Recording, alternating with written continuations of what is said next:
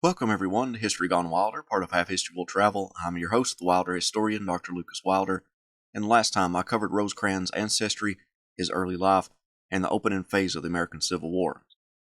In this episode, I'm taking Rosecrans west to deal with the Confederates in the Western theater of the Civil War. If you like what I do, please consider subscribing to the channel if you haven't done so already, join the Patreon page, or purchase something from the Teespring store or Etsy shop. Every little bit helps. Thank you.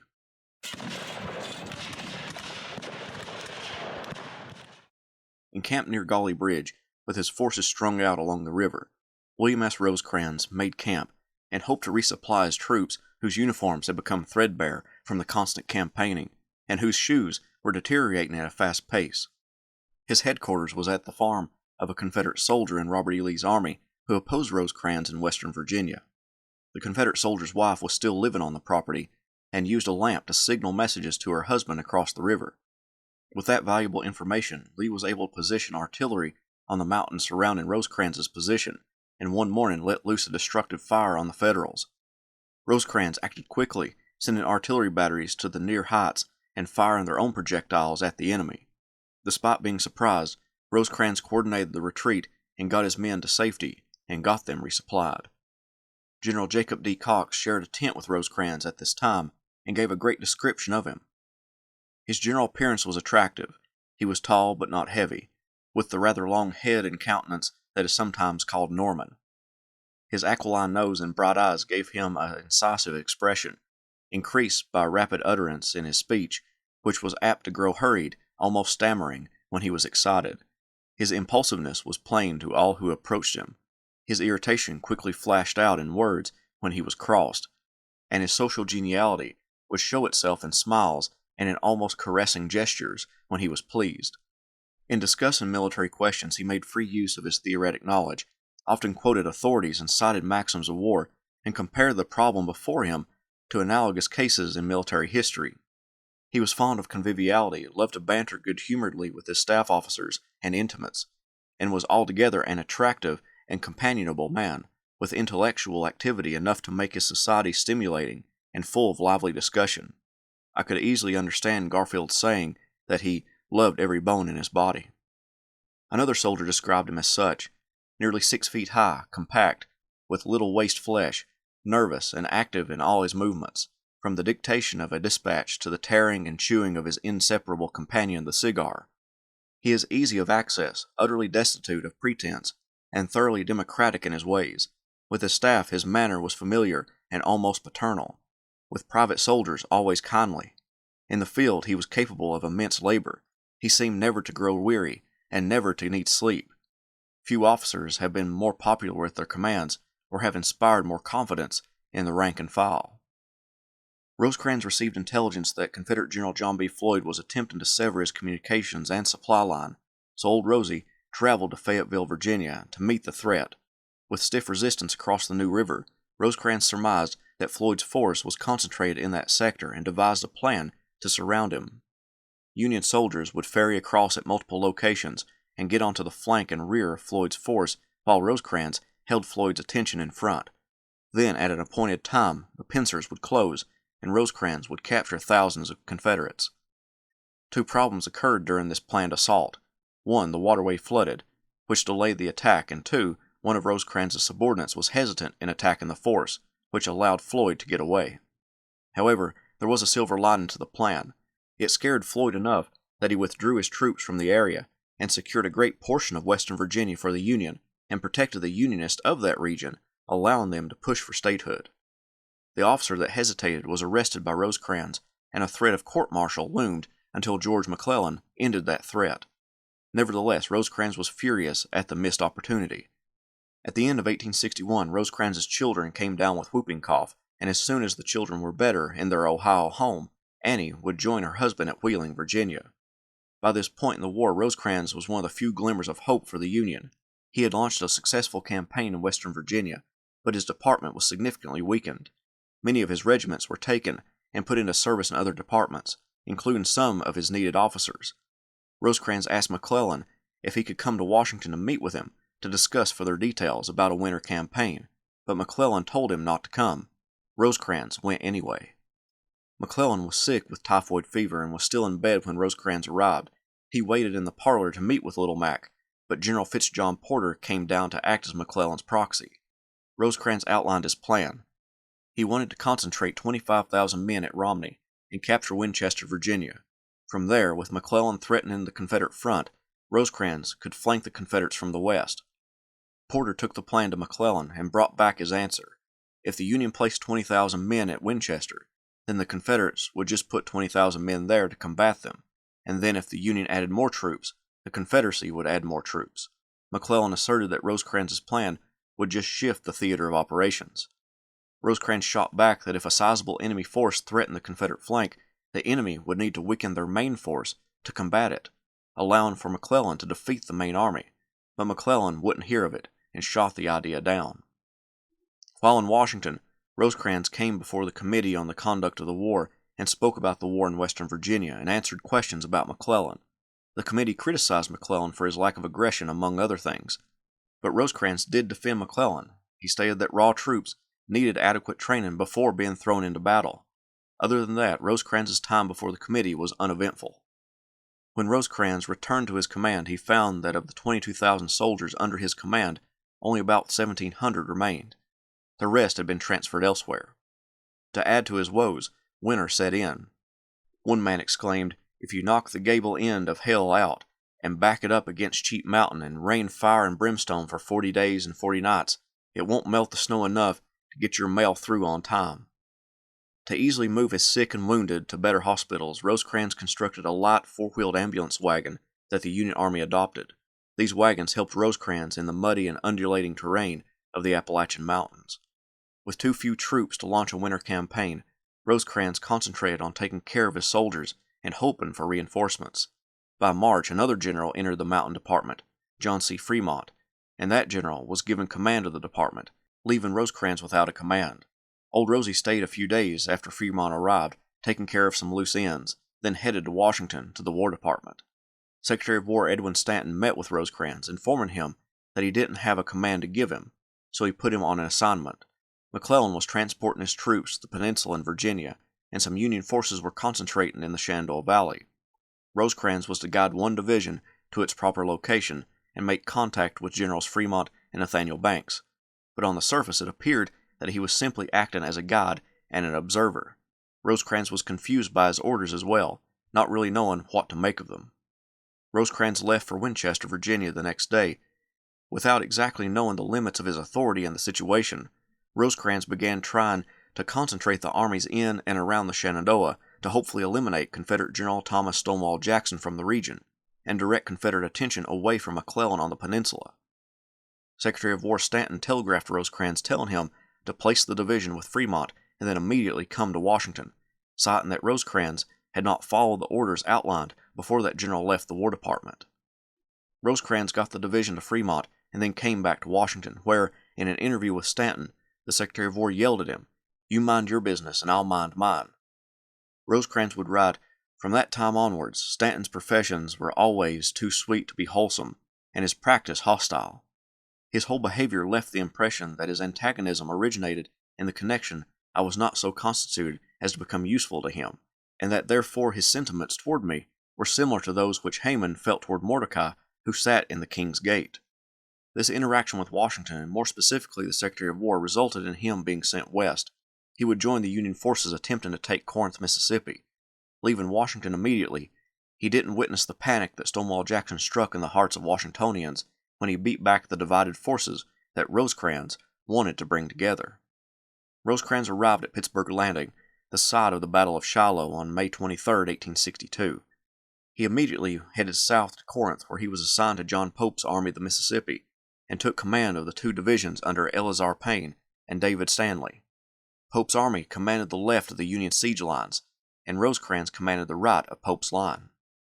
Rosecrans and other generals grew concerned as they stared at Corinth and the Confederate entrenchments. Train whistles could be heard, and cheering of men each time one came into the town.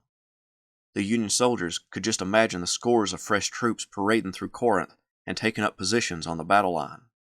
However, in the early morning hours, Rosecrans could see black smoke swirling toward the sky and explosions going off in town. The Confederates were retreating. Old Rosie got his divisions in motion and approached the entrenchments, hoping to catch at least some of the rebels before they all got away, but the town was abandoned, and so were the entrenchments. Confederate General Pierre-Gustave Toutant Beauregard had slipped away.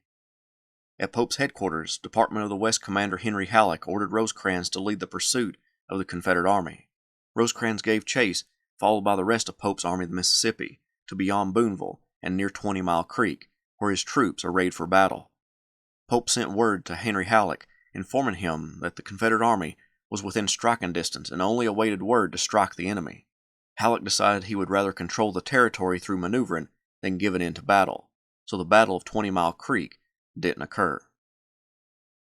After the pursuit yielded no fruit, the combined Union forces under Halleck were split up, being distributed over the Western Theater. Halleck himself would become General-in-Chief. Pope's Army of the Mississippi remained at Corinth, but in June Pope was sent east to command the Union Army of Virginia, which lifted Rosecrans to command the Army of the Mississippi. Ulysses S. Grant took command of the Department of West Tennessee, which encompassed Union forces in Mississippi, and thus Rosecrans's Army of the Mississippi. While in Corinth, Rosecrans began addressing the problems within the army. Sickness and insects swarmed the Union camps, but the removal of the troops to a clean spring outside the city reduced the number of sick from 35% to 12%. Anxious soldiers awaited mail, so he helped to coordinate the delivery of daily mail to the army, and even got some forgotten mail delivered to his soldiers. It was also in Corinth that he developed the use of photographed maps, where his engineers would construct a rough map of the region. Then a photographer that accompanied the army would be paid to take photographs of the map to be distributed to various commanders. They would place additions or corrections on them. Then a better map would be constructed and photographed to distribute to all his commanders quickly. This would become standard Army practice by the end of the war.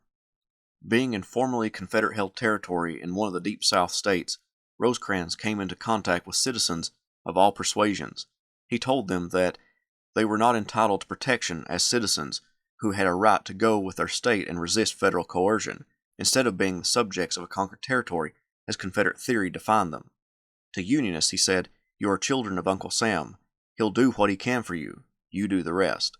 To others, if you want the full privileges of citizenship, take an oath of allegiance. He told objectors, take an oath of qualified allegiance to the de facto government, pledging yourselves to abstain from mischief or leave the country.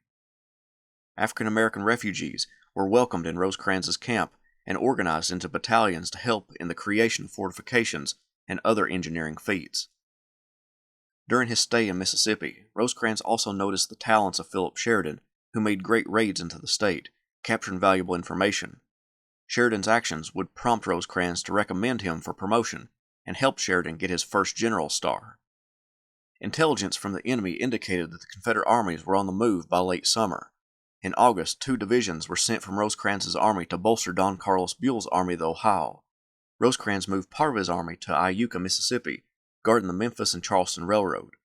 Along with the invasions of Maryland and Kentucky by Confederate forces, rebels in Mississippi were moving to capture locations in the northern part of the state, those commanded by Rosecrans.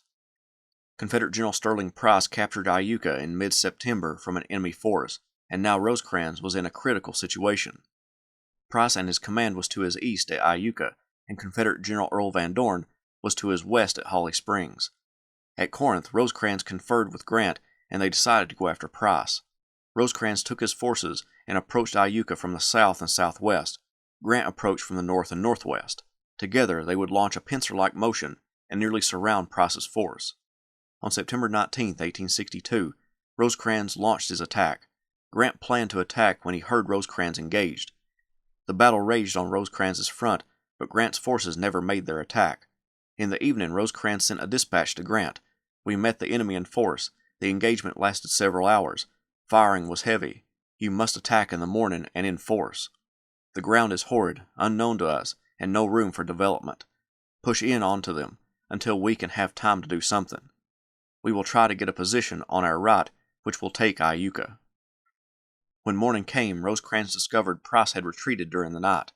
When he found Grant's forces, the leader of the column, Edward Ord, gave Rosecrans a message from Grant to postpone the attack. First with McClellan and now with Grant, an attempt to launch a coordinated attack ended in failure. Even though both resulted in a Union victory, a concerted effort would have made the victories more complete. Grant sent Rosecrans to chase after Price, but after a vigorous pursuit, Rosecrans realized pushing his men any harder wouldn't result in the capture of Price and only hurt his command, so he withdrew back to Iuka. The incident that was the Battle of Iuka produced bad blood between Rosecrans and Grant, Rosecrans seeing the same problem in Grant that he had with McClellan in Western Virginia. Nevertheless, Rosecrans was a dutiful soldier and obeyed orders. Grant left for St. Louis to confer strategy with General Samuel Curtis and placed Rosecrans in command of Corinth and the forces surrounding it. Confederate General Earl Van Dorn, undeterred by the defeat of Price at Iuka, decided to launch his own attack, this one being on the Union garrison at Corinth, to capture the vital railroad hub. Reports came to Rosecrans that Confederate forces were beginning to concentrate around Corinth, so he brought in his forces that were scattered and placed them in the entrenchments around the city, some of the same entrenchments that Rosecrans himself had helped to engineer when he first entered the town, when Confederate General Beauregard evacuated. Rosecrans needed to discover if Van Dorn was going to attack Corinth or keep advancing north and cut the railroad to maneuver Union forces out of the town. So he sent a few brigades to the north and northwest to offer stiff resistance in their attempt to discover the Confederate commander's true intentions. On October 3rd, Van Dorn made contact with the advanced units. Unbeknownst to Rosecrans, his advanced troops were fighting as though they were holding the main line instead of trying to discover the enemy's intentions. Because that group of men were putting up a hard fight, it forced him to reconfigure his own battle line, putting more men in the forward positions in the old Confederate entrenchments. Because his main line was closer to the town, Rosecrans devised a plan to lure Van Dorn into a trap where his battle line would close in on three sides and crush the Confederate army. It depended on promptness on the part of his subordinates. As Van Dorn battered the first entrenchments, the Union line slowly gave way to lure the Confederates in. Rosecrans sent written orders to one of his division commanders, who was to close part of the trap, but the subordinate didn't understand the orders and wrote back as much. Rosecrans sent an aide to explain what he was to do, but that yielded no result. The trap that Rosecrans laid out didn't materialize, and October 3rd was simply a bloody day as Confederates attacked the Union position. Undeterred by the failure to close the trap on Van Dorn, Rosecrans knew that the position that the Confederates occupied by nightfall would be susceptible to an attack. Rosecrans declared, "We've got them where we want them." Early in the morning on October 4th, an artillery battle christened the morning, but no major activity occurred. By mid-morning, Price's soldiers, who augmented Van Dorn's army, attacked Rosecrans's position at Corinth. Thomas Davies' division broke and began streaming through the north end of Corinth. Rosecrans rode through the town yelling to give them grape and canister. Rebel bullets carried away the general's hat. Attempting to rally the retreating troops, he yelled, "Soldiers, stand by your country." One soldier commented, "He was the only general I ever knew who was closer to the enemy than we were who fought at the front. It lives in the memory of every soldier who fought that day how his general plunged into the thickest of the conflict, fought like a private soldier, dealt sturdy blows with the flat of his sword on the runaways, and fairly drove them to stand." Then came a quick rally, which his magnificent bearing inspired. A storm of grape from the batteries tore its way through the rebel ranks. Reinforcements which Rosecrans sent flying gave impetus to the national advance, and the charging columns was speedily swept back outside the entrenchments. During the next Confederate attack on Battery Robinette, the mascot of the 8th Wisconsin, a bald eagle named Old Abe, broke free. It flew over the battlefield in confusion from the smoke and roar of battle. Rebel soldiers swung and shot at him, but he survived the engagement. Twice the Confederates nearly captured the works, but were thrown back each time, some rebels even making it into the public square. Van Dorn's attack stopped, and the Second Battle of Corinth ended. Rosecrans had saved the vital railroad hub. Later, Van Dorn would remark, "I don't see how the devil Rosecrans held the place. I don't believe any other man in the service but Rosecrans could have done it." Rosecrans was worn from the battle. The blood of an aide wounded by Old Rosie's side stained the general's gloves. Part of his sword belt was severed by a bullet. With the battle over, he paused and became overwhelmed with thirst and fatigue. He was brought under a shade tree and sat down. He could see puffs of smoke coming over Van Dorn's lines. Rosecrans said, "They have blown up some ammunition wagons. They are going to retreat. We must push them." Some men were sent to reconnoiter the Confederate line, and Rosecrans rode over the battlefield. Coming to Battery Robinette, Rosecrans remarked, "I take my hat off in the presence of men as brave as these." Rosecrans ordered the army to rest and cook 5 days' rations, because they would be pursuing the Confederates in the morning. During the attacks, Confederate General Dabney H. Maury's division had been part of the assault column that attacked the Union lines. Rosecrans told a prisoner from that division that, "Tell General Maury I never used to think, when I taught him at West Point, a little curly-headed boy, that he would trouble me as he has today." When he rode over to Davies' division, the same unit that broke and ran, he called them cowards, and the only way they would have any military stand-in would be for them to win on the field of battle. Davies later asked Rosecrans to make a public retraction of his statement. Rosecrans would say, "They fought nobly the first day, and many of them, especially on the right, did the same the second day, and so much so that I shall overlook the cowardly stampeding of those under my immediate observation on the second day, which gave rise to the public indignation I expressed in your presence and in theirs." A drought tortured the Union soldiers. Rosecrans had water wagons ride throughout the town and the entrenchments, giving out much-needed water from the few wells that hadn't gone dry. Rosecrans had won 2 victories since coming to the Western Theater, but he had made an enemy with Ulysses S. Grant. Despite the bad blood, the future looked bright for Old Rosie as the end of 1862 rolled around.